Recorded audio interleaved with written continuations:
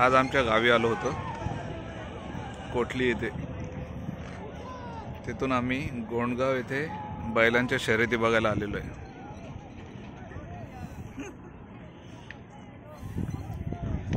बैलांच्या शर्यतीला काय म्हणतात इथं? शामिल गोंडा।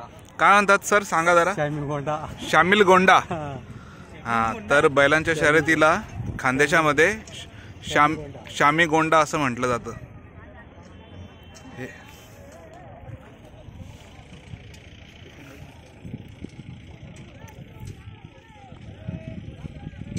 खूपच पब्लिक आहे इथे।